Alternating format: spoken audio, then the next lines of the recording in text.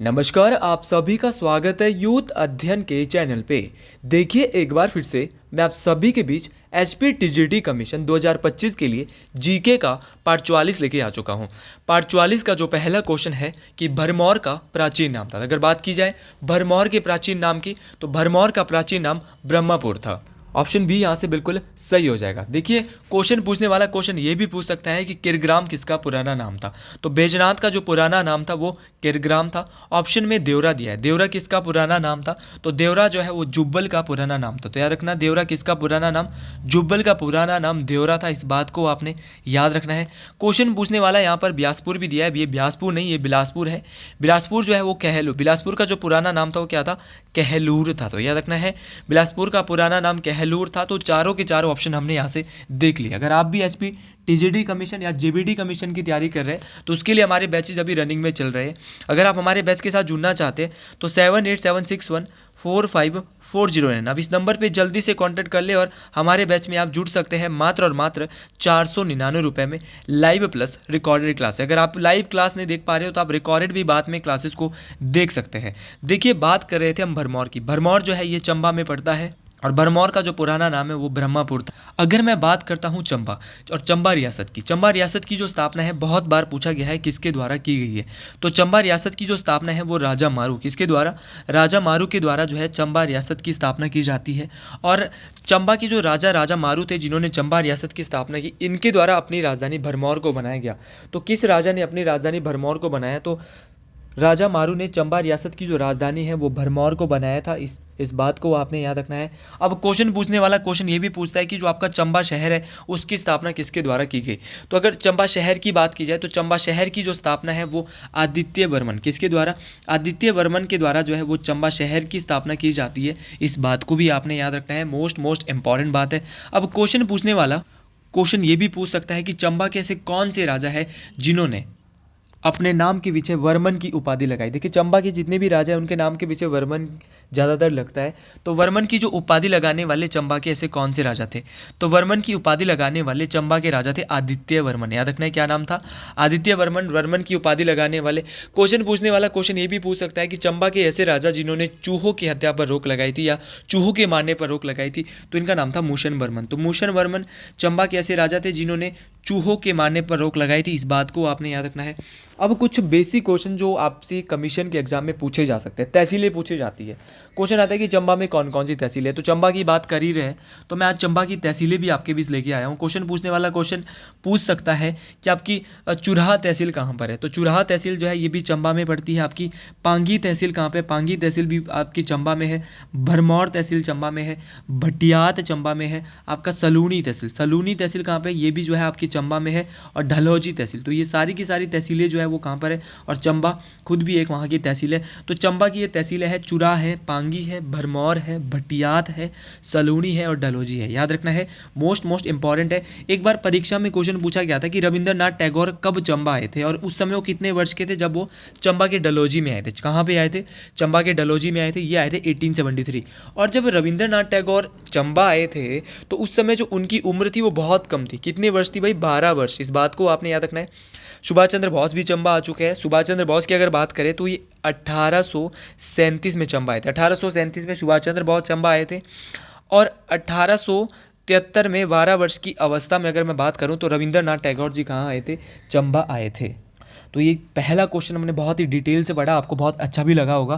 अगले क्वेश्चन की ओर देखते हैं कि हिमाचल प्रदेश के किस स्थान को लोकप्रिय रूप से पीच बाउल ऑफ एशिया के नाम से जाना जाता है।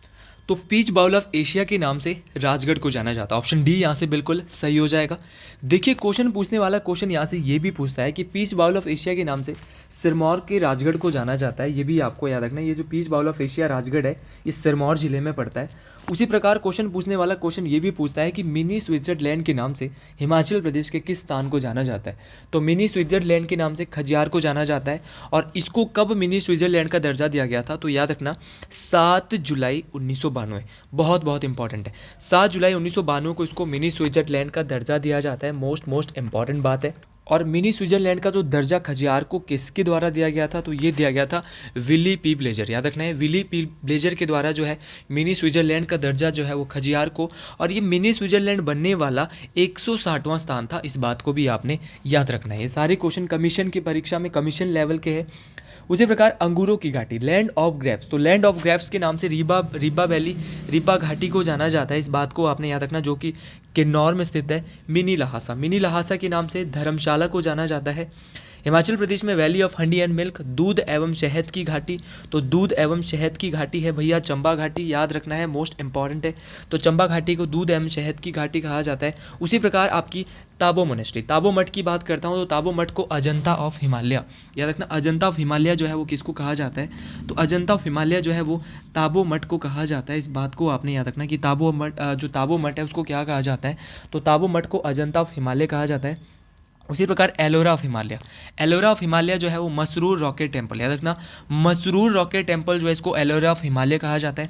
लेक ऑफ स्लीपिंग वुमेन, सोती हुई स्त्री की तरह किस झील का आकार है, तो लेक ऑफ स्लीपिंग वुमेन जो है वो रेणुका लेक को कहा जाता है। सारे के सारे क्वेश्चन बहुत इंपॉर्टेंट है, और कमीशन का पेपर जो आने वाला है बहुत अच्छे पैटर्न पे आएगा, तभी मैं बोलता हूँ इन वीडियोज़ को आप ज़रूर सुनें, क्योंकि यहाँ पर एक क्वेश्चन के साथ बहुत सारी चीज़ें मैं बताता हूँ, और ये वीडियोज़ जो आपके लिए बहुत इंपॉर्टेंट रहने वाली है। और हमारे बैचेज में आपको हर एक चीज़ टॉपिक वाइज करवाई जाती है। वहाँ पर ज्योग्राफी की क्लास अलग होती है, 11 से 12 सब्जेक्ट आपके टीजीटी और जेबीटी में रहते हैं, और सारे के सारे सब्जेक्ट हम आपको इसमें पढ़ा रहे हैं।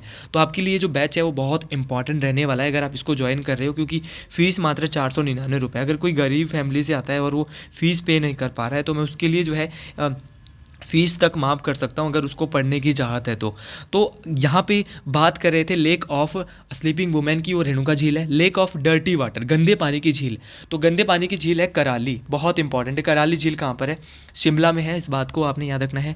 और valley of gods, valley of gods के नाम से जाना जाता है कुल्लू वैली को, कुल्लू घाटी, देवताओं की घाटी हिमाचल प्रदेश में कौन सी है, कुल्लू घाटी है। और लिटल तिब्बत, याद रखना है, लिटल तिब्बत के नाम से लाहौल स्पीति को हिमाचल में जाना जाता है।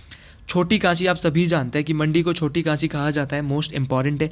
लैंड ऑफ 84 टेम्पल, 84 मंदिरों की भूमि, तो है भरमौर, तो 84 मंदिरों की भूमि भरमौर को कहा जाता है। और उसी प्रकार आपसे क्वेश्चन पूछा जाता है कि हिमाचल प्रदेश में पहाड़ी गांधी के नाम से किसे जाना जाता है, तो पहाड़ी गांधी के नाम से बाबा काशीराम को, बहुत बहुत इंपॉर्टेंट है, परीक्षाओं में पूछा जाता है। तो यहाँ से हम इतना ही जानेंगे, बाकी चलते अगले क्वेश्चन की ओर। अगला क्वेश्चन बहुत ही इंपॉर्टेंट क्वेश्चन रहने वाला है, और इस क्वेश्चन के बारे में हम देखेंगे कि हिमाचल प्रदेश का ज्योग्राफिकल लोकेशन, ज्योग्राफिकल एरिया क्या है, भौगोलिक स्थान है। देखिए हिमाचल प्रदेश का जो अक्षांश व देशांतर में भौगोलिक स्थान है, अगर अक्षांश की बात करें तो 30 डिग्री 22 से 33 डिग्री 12 उत्तरी अक्षांश में हिमाचल प्रदेश है। और याद रखना 75 डिग्री 47 से 79 डिग्री 4 मिनट देशांतर तक हिमाचल पूर्वी देशांतर में स्थित है, तो इस बात को आपने याद रखना है। अगर बात की जाए अक्षांश और देशांतर की, तो ये आपको याद रखना है, बिल्कुल किसी भी एग्जाम में आपसे पूछा जा सकता है। 30 डिग्री 22 से 33 डिग्री 12 तक, और 75 डिग्री 47 से 79.04 तक, ये मोस्ट इंपॉर्टेंट है। तो 30 22 33 12 और 75 47 और 79.04, ये सारे का सारा आपको याद रखना है, मोस्ट इंपॉर्टेंट है। अब हिमाचल प्रदेश के कुछ डायरेक्शन में कुछ राज्य है, जैसे कि हिमाचल प्रदेश के पश्चिम में पड़ता है पंजाब, क्या पड़ता है भाई, पंजाब कहाँ पड़ता है, पश्चिम में है। उत्तर में क्या, दक्षिण में क्या है, अगर साउथ की बात करें तो साउथ में पड़ता है हरियाणा, साउथ में क्या पड़ता है, हरियाणा पड़ता है। आपका दक्षिण पूरब में हरियाणा है, और दक्षिण पूरब में कौन है, उत्तराखंड, दक्षिण पूरब में उत्तराखंड है, और पूरब में है तिब्बत, याद रखना पूरब में क्या है, तिब्बत। और आपका जो उत्तर में है वो है आपका लद्दाख और JNK, तो इस सारे आपको याद रखने। जम्मू कश्मीर उत्तर में है, पश्चिम में पंजाब है, उत्तर दक्षिण में पूरब दक्षिण में जो आपका आता है वो कौन आता है, तो पूरब दक्षिण में उत्तराखंड आता है, और दक्षिण में हरियाणा आता है। तो ये डायरेक्शन से भी आपको क्वेश्चन याद रखना है, यहाँ से भी आपसे क्वेश्चन एग्जामिनर पूछ सकता है। क्वेश्चन किसी भी प्रकार आ सकते हैं, आपको बस अपनी जो तैयारी है उसको अच्छे से रखना है। हिमाचल प्रदेश का अगर टोटल क्षेत्रफल की बात करूँ तो टोटल क्षेत्रफल हिमाचल प्रदेश का 55,673 वर्ग किलोमीटर है। उसी प्रकार हिमाचल प्रदेश का जो सबसे छोटा जिला है क्षेत्रफल की दृष्टि से वो हमीरपुर है। हमीरपुर का जो एरिया है वो बहुत कम है, पूरे हिमाचल प्रदेश का 2.01% है, कितना है, 2.01% है। और लाहौल स्पीति का जो है वो कितना है, वो लाहौल स्पीति जो है वो क्षेत्रफल की दृष्टि से हिमाचल प्रदेश का सबसे बड़ा जिला है, इस बात को आपने याद रखना। इसका जो एरिया है 24.85% है, इस बात को आपने याद रखना। और हिमाचल प्रदेश की जो जनसंख्या है वो पूरे भारत की जनसंख्या का कितना है, ये 2011 के अनुसार तो ये है 0.57%। मतलब हिमाचल में 1% जनसंख्या भी नहीं रहती भारत की जनसंख्या की, मतलब 0.57%, मतलब आधे परसेंट जनसंख्या पूरे भारत की, आधे 1% भी नहीं रहती, 1% के भी आधे रहती है। तो कितनी कम जनसंख्या रहती है, 0.57% रहती है, इस बात को आपने याद रखना है। तो ये थे कुछ मेन पॉइंट जिनको अभी हमने कवर किया था, बहुत ही अच्छे तरीके से कवर किया। अगले क्वेश्चन की ओर बढ़ते हैं कि जनगणना 2011 के अनुसार हिमाचल प्रदेश का लिंग अनुपात था। देखिए जनगणना 2011 के अनुसार जो हिमाचल प्रदेश का लिंग अनुपात था वो कितना था, तो ये जो था ये था 9:7। ऑप्शन डी बिल्कुल सही हो जाएगा, ऑप्शन डी यहाँ से बिल्कुल सही हो जाएगा। क्वेश्चन पूछने वाला यहाँ से बहुत सारे क्वेश्चन पूछ सकता है। लिंग अनुपात हिमाचल प्रदेश का पूछा गया है 2011 के अनुसार, तो ये कितना था, ये 972 था। लेकिन 2001 में कितना था ये भी पूछा जा सकता है। तो 2001 में जो हिमाचल प्रदेश का जो लिंग अनुपात था वो कितना था, तो ये था 968। बहुत इंपॉर्टेंट है, पिछला डाटा पूछा जाएगा। 1991 में कितना था, तो 1991 में लिंग अनुपात 976 था, तो कुछ बड़ा है भाई, 976 था। और जब से सबसे पहले लिंग अनुपात 1951 में हिमाचल का देखा गया तो 912 था। और याद रखना है 1951 में हिमाचल का लिंग अनुपात कितना था, 912। वर्तमान में 2011 के अनुसार कितना है, 972 है।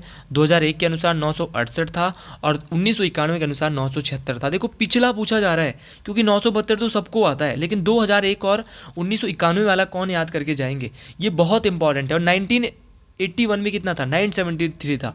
तो हर 10 साल बाद नियमित दशकीय जनगणना होती रहती है। और हिमाचल प्रदेश का जो जनसंख्या घनत्व है 2011 के अनुसार वो 123 था, सबको आता है पॉपुलेशन डेंसिटी कि 123 है। लेकिन भैया 2001 में कितनी थी, तो 2001 में थी 109, कितनी थी 109। और अगर बात की जाए 1991 की, 1991 तक की मैं बात कर रहा हूँ, तो उस टाइम था 93।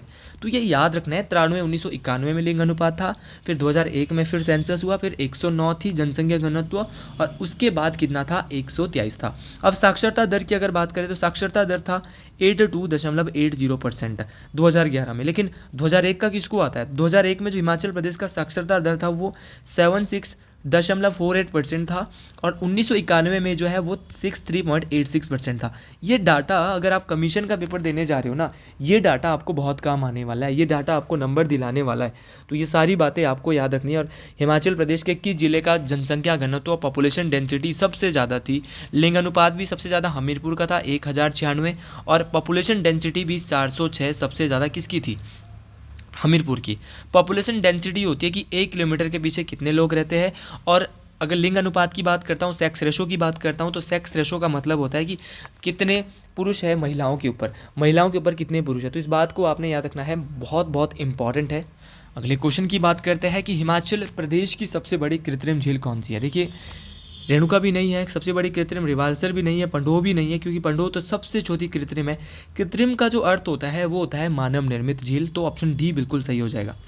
क्योंकि हिमाचल प्रदेश की जो सबसे बड़ी कृत्रिम झील है, अगर मैं सबसे बड़ी कृत्रिम झील की बात करता हूँ तो वो कौन सी है, तो हिमाचल की सबसे बड़ी कृत्रिम झील की अगर बात करें तो है गोविंद सागर लेक। गोविंद सागर झील हिमाचल प्रदेश की सबसे बड़ी कृत्रिम झील है। और अगर बात की जाए इसको ग्रेविटी, इस यहाँ पर जो गुरुत्वाकर्षण बांध भी बना है, इस बात को याद रखना है, एशिया का सबसे बड़ा जो है गुरुत्वाकर्षण बांध है यहाँ पर।